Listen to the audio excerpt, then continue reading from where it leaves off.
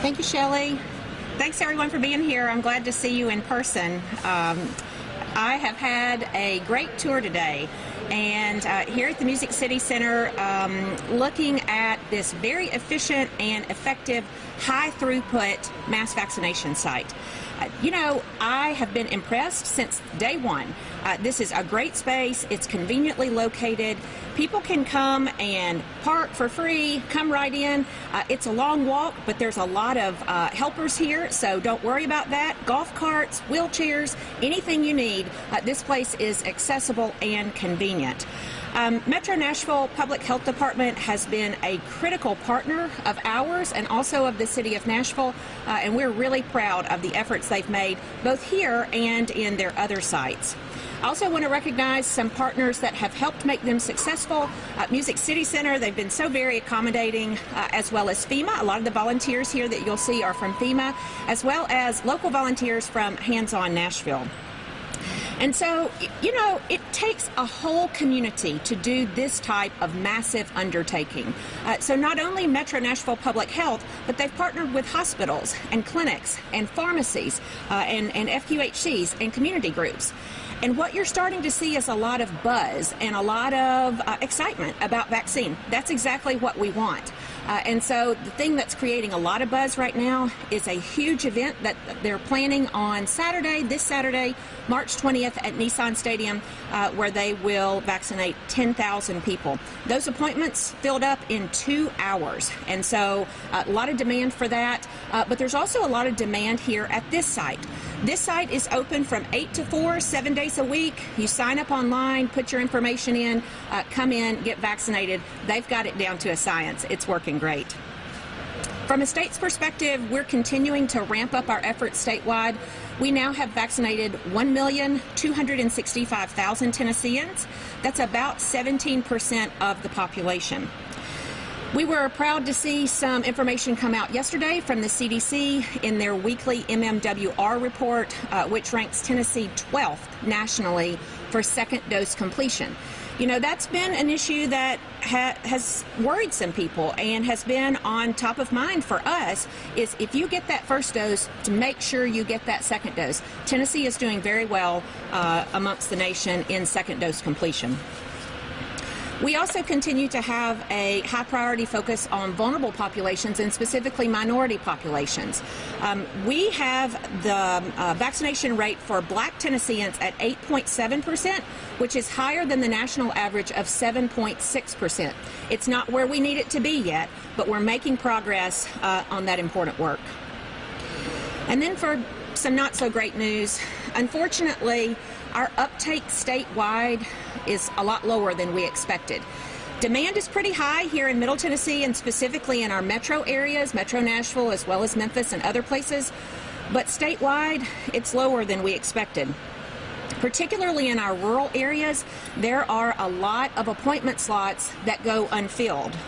Here in Middle Tennessee, about 80% of the state's schedules are full. You have to remember that's outside of the metro areas. So these numbers that I'm going to give you encompass the 89 rural health departments, but here in Middle Tennessee, about 80% of the appointments are full. Compare that to East Tennessee, where about 50% of the appointments are full, and in rural West Tennessee, where less than 20% of the appointments are full. So uptake is an issue, and we've known it was going to be an issue, and I've talked to my peers in the other southern states, and they're seeing the same thing. And so when you look at those national rankings, you will see the southern states grouped near the bottom, and we believe more and more each day that is likely the result of low uptake. I do want to remind you, though, if you are seeking out a vaccine, we have over 500,000 available appointments statewide in the state scheduling system.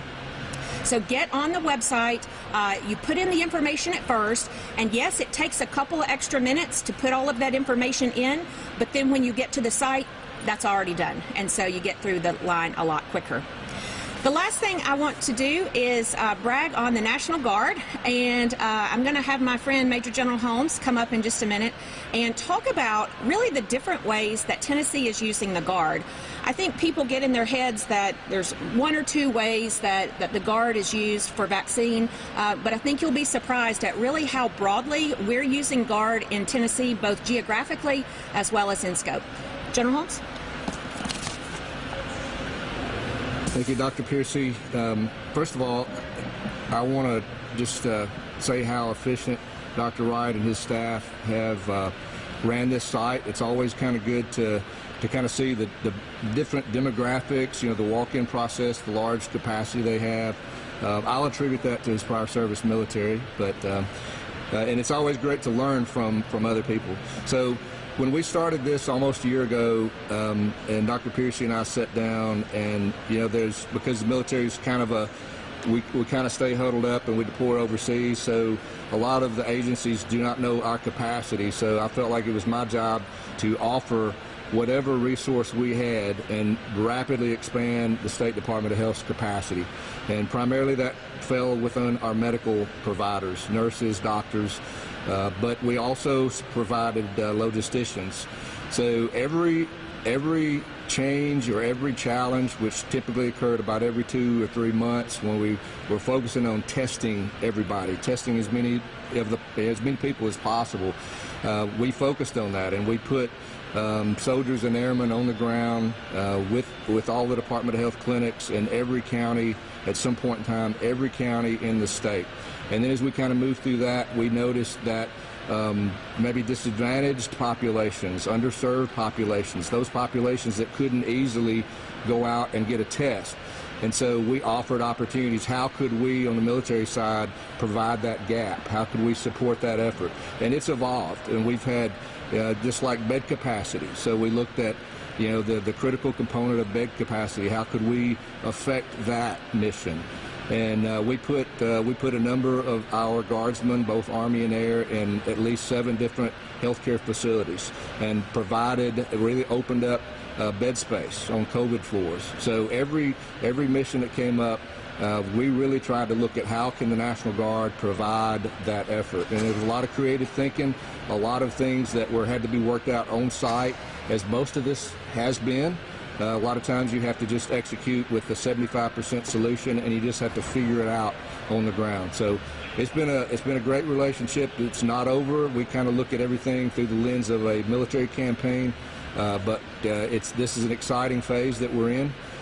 You know, we think that we're on the objective and we're digging in, and we're ready for the counterattack. But once we beat this down on this phase, I don't want to predict anything, but I hope that it's the last phase and we can get back to normalcy.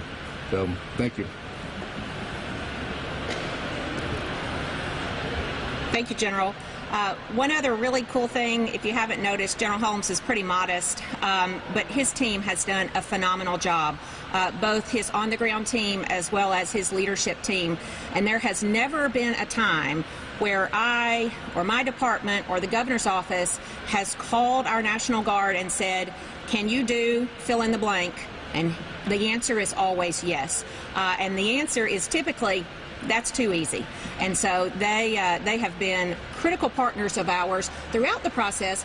And now with vaccine, I think people think, well, the Guard, of course, they're there giving vaccine and they're helping with logistics and flow, and they'll be helping this weekend in the large events.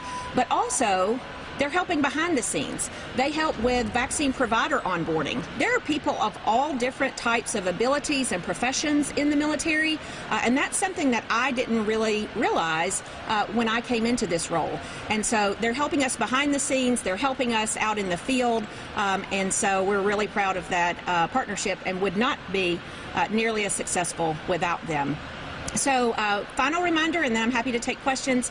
Events this Saturday, the very large event at Nissan Stadium. There are also other events at Casa Azafran, thank you, Casa Azafran, Mount Zion Church, and Lee Chapel. So lots of opportunities to get vaccinated. I encourage you to take advantage of that. We do have time now to take questions. If you want to ask a question, we would ask that you step forward a little bit just so that they can hear your question and you can hear it. Holly Meyer Tennessee, Commissioner, do you have a timeline for when we would move to the next age group and then the next phase of the vaccination? Sure. That's a great question. The question was about moving through phases and accelerating. So that is calculated on several different fronts. So one of them is just balancing supply and demand. The supply hasn't come quite as quickly as we anticipated. I got briefed this morning from the White House, and we do think we're going to see a bump the week of the 29th, so the last week of the month, and then a bigger bump the first week in April. So it's this precarious balance, particularly when you're making statewide decisions, but you have this wide variability across the state in uptake.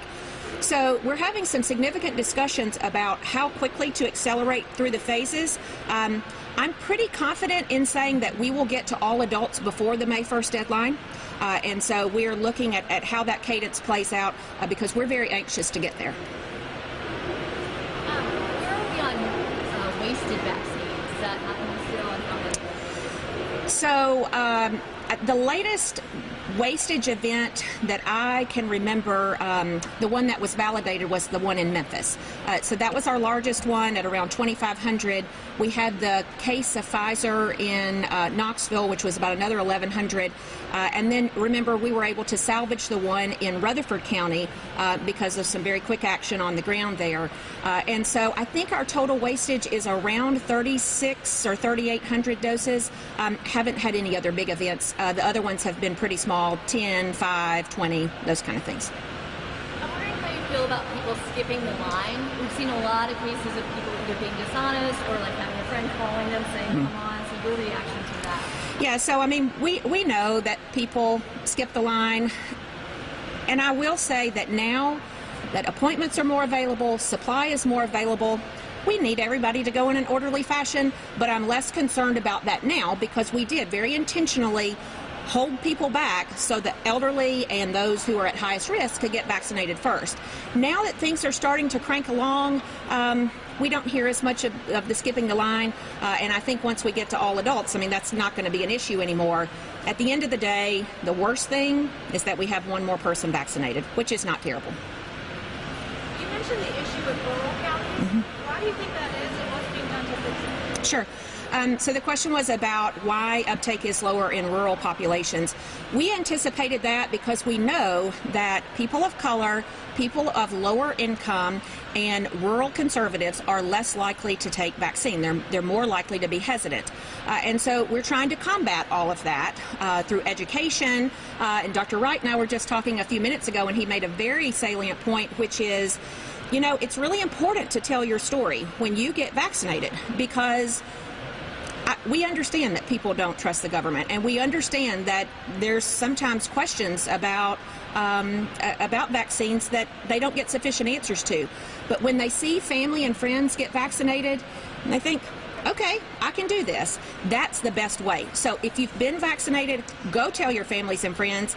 This is the one time I do encourage selfies and putting it on social media. They have a great selfie booth here. And so that's what we need to do is be convincing our friends and our family this is the right thing to do for our community as well as our personal lives. So in those counties where people aren't signing up as much as other counties, are those counties holding on to vaccine that might be, you know, better taken somewhere else? What's going on there? Sure. So that's a good question. The question is, well, what happens in these counties where there's all this excess vaccine? So I want to reassure you, when we allocate each week, we look at the inventory there, and if they have plenty of inventory, we don't send more. And then we haven't had an instance where we've had to move large amounts of vaccine, but I anticipate there's going to be more reshuffling as we get broader and broader and closer to the end of the vaccine campaign where everybody has it. And so we'll be able to move those between sites a little bit more often. Right now, it's just an inventory management issue. Right now, we still have 23 counties in the red zone according to the White House report, particularly those counties around Davidson County. What do you say to those who say we might be reopening too quickly and giving a false sense of security? Yeah, you know, this is something that's going to be studied for a long time. There is no right answer. There is no wrong answer.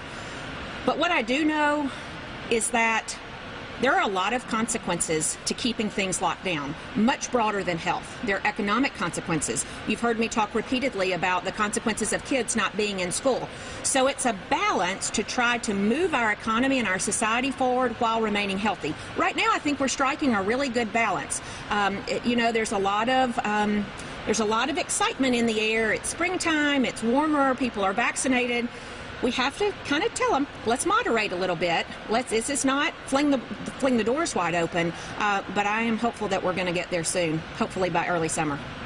I think we ran a story over the weekend where we said that Tennessee is like bottom 5 for vaccination per capita. Do you attribute all of that to the rural county problem, or what else is going on? Yeah, so the question is, what are the factors related to being in the bottom 5? And so there's a couple of factors there. One is equity. And there is a very well-documented trade-off between equity and speed. And I've been asked frequently, do you think that was the right approach? Unequivocally, yes, it was the right approach, because the elderly and those with high-risk conditions are the ones most likely to need hospitalization or most likely to die. They're also the ones that have higher barriers. So transportation, technology, and that's not only the elderly, but it's vulnerable populations too. So from an equity standpoint, it was the right thing to do, but it did compromise speed. So now over the last few weeks, particularly as we've moved into phase 1C, where we have a strong equity footprint and continuing that work, and now the focus is on speed. And that's why you see the mass events and accelerating through phases. So equity is part of that equation. The other part of the equation is uptake, and that became pretty evident when all of the southern states started kind of gathering at the bottom. That was accelerated by the ice storm, where the snowstorm, where we all sort of fell to the bottom of the list because we were off for a week. And I'm not sure it's going to change much if uptake doesn't change. Does the health department have any priorities for the new influx of federal money that's coming into the state? So the question is about priorities for the new funding coming in. We will be continuing to support our vaccine sites, supporting personnel, our infrastructure that helps us with this massive amount of data, and then to be determined after that. But we're going to use it to continue our operations and to continue focusing on the things that are important. Right now, only about 2% of Tennesseans who are vaccinated are Hispanic. What's being done to reach out to the Hispanic community and make sure they're vaccinated as well? Sure. The Hispanic community is, as you remember, back in the spring and early summer, was disproportionately affected by the virus. So it's super important that they be vaccinated. We also know that there's a lot of hesitancy in that population for a lot of different reasons. And so, like with many of our work in minority communities, it's not effective for me to go over there or my folks to go over there and say, trust us, come over here. That's not the way that works. The best way it works is when you find a trusted partner in the community, a healthcare provider, a religious organization, some type of community group where, just as we were talking earlier, the people look like me and I can relate to them because they're like me. And if they're getting vaccinated, then or if they say it's okay, I'm more likely to believe that. That's the best way to get into those harder to reach communities. So is that what you're doing? Yes, ma'am. We're doing that all over the state. We've got a Office of Minority Health and Disparities Elimination, and well before the pandemic, they had lots of relationships in all of these different areas, and so it's a simple phone call. Hey, would you be willing to host an event at your church, or would you be willing, Dr. So-and-so, to speak at a group about this? Doing that all over the state, and it's working very well. I hear you.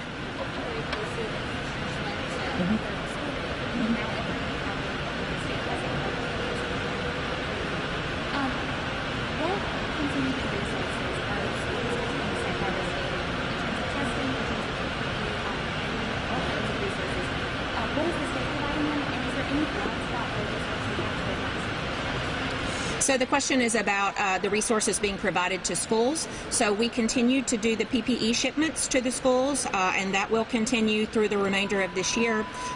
We provide the schools who want testing with the Binax Now rapid test. I forget the number, but there are a few dozen schools that have wanted that and are able to do those tests, so we're providing those.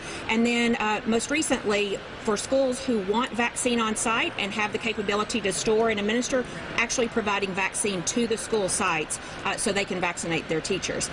I would anticipate that this summer, pending when the FDA goes down to age 12 on the vaccine, that schools will be a great location for large events for kids because a lot of those kids are going to want to be vaccinated before they go back to school if the approval comes soon enough. Probably take one more. I just wanted to know, similar to the event coming up this weekend, does the state have any mass vaccination events planned and any timelines or dates set? So I'm glad you asked about mass vaccination events because I think when people think about mass vaccination events, they think about the one like at Nissan Stadium where there's thousands and thousands and they see all of these cars coming through. Actually, and General Holmes taught me this, by the FEMA definition, we have 17 mass vac sites on a daily basis, depending on how much throughput they have. That's in our larger rural counties. As far as the really big events, it's this balance of getting them all on one day versus putting them into the week. And we recognize that some people can't come during the week. And so we have started adding early morning hours, evening hours, and some weekend hours to account for that. It's hard to justify a mass event when you have 90% of your appointments still open during the week. So it's not off the table. We just haven't seen the demand in rural areas yet. Thank you all. I'm so glad to see you in person. I appreciate you being here today.